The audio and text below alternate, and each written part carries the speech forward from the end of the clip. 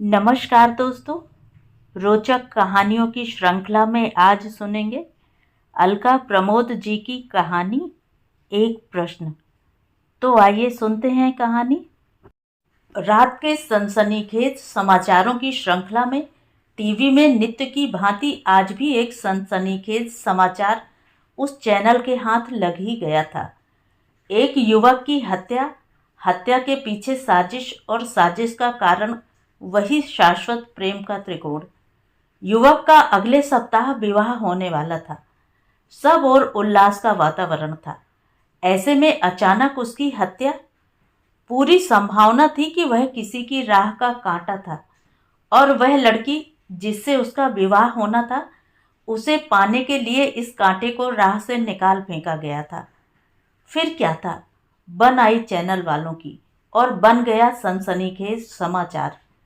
लड़की के प्रेमी ने उसके भावी पति की हत्या करवाई और अपने माता पिता का एकमात्र बेटा इस प्रेम की बलि चढ़ा।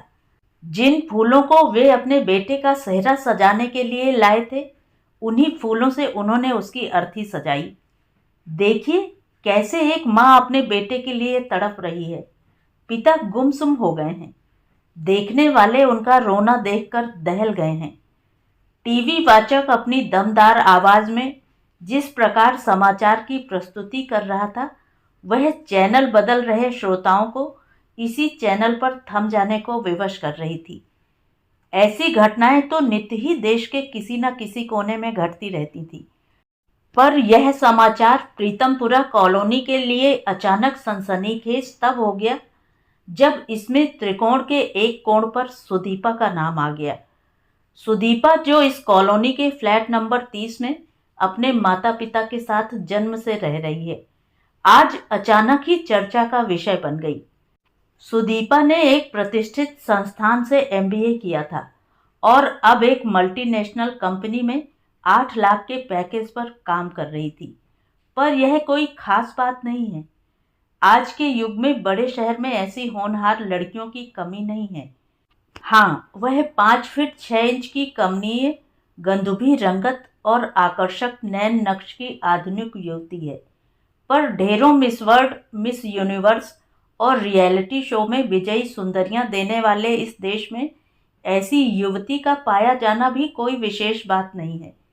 पर आज इस सनसनीखेज समाचार का हिस्सा बनने के बाद उसका चर्चा का पात्र बनना अवश्यंभावी है। कल तक जो पड़ोसी इतने व्यस्त थे कि आपस में दुआ सलाम का भी अवकाश नहीं था, आज इस विषय पर चर्चा के लिए एक दूसरे से बात करने के बहाने तलाश रहे थे। जो कभी बनर्जी, सुदीपा बनर्जी के पिता से बोले तक नहीं थे, आज शोक प्रकट करने उनके घर जा पहुंचे थे।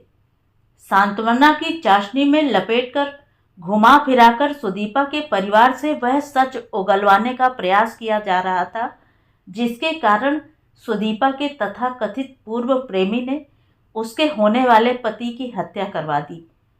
सुदीपा और उसके माता पिता के लिए अपने भावी जामाता सात्विक, जिसके साथ वह अपनी पुत्री का एक सप्ताह बाद धूमधाम से विवाह करने की पूरी तैयारी कर चुके थे, उसकी आज अचानक हत्या एक सदमा था। वे यूं ही इस समय एक यातना के दौर से गुजर रहे थे।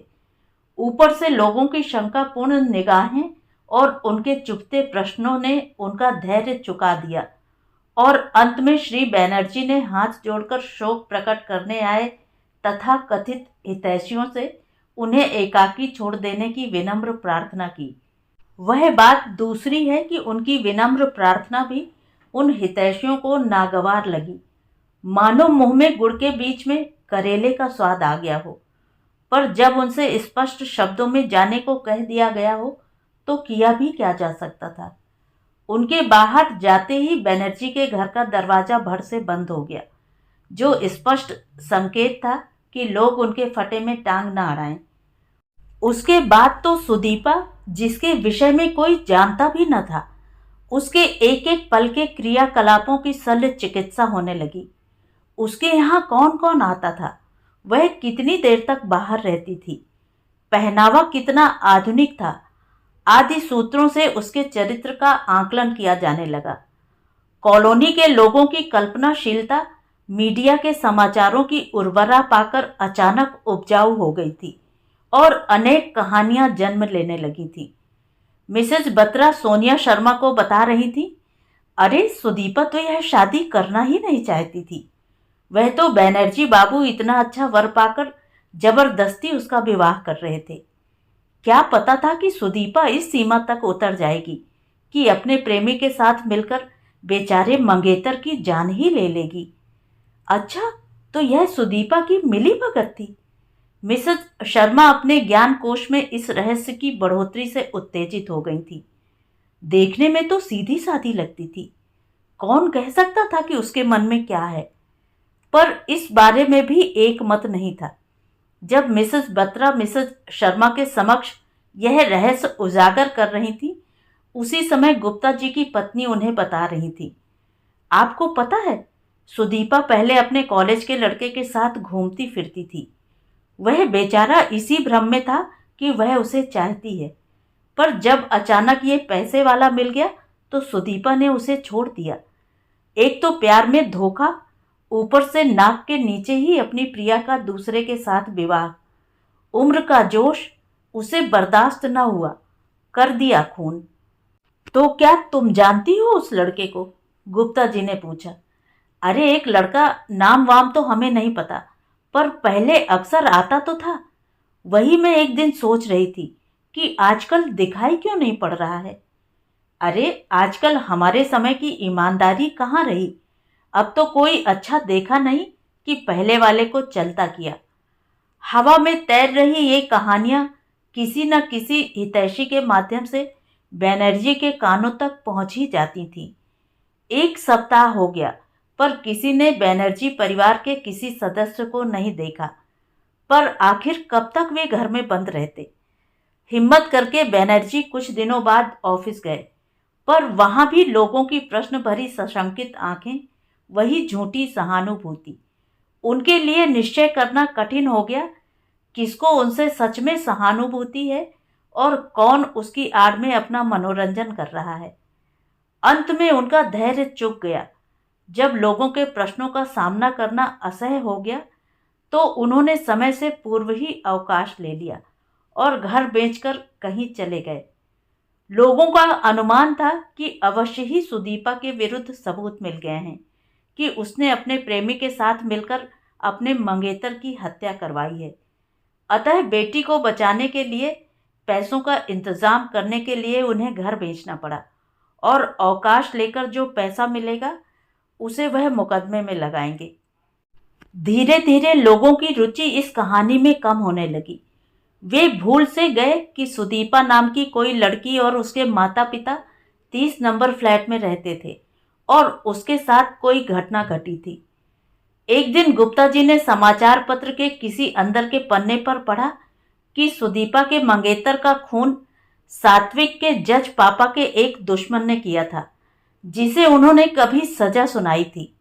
वह हत्यारा पकड़ा गया है और उस पर मुकदमा चल रहा है।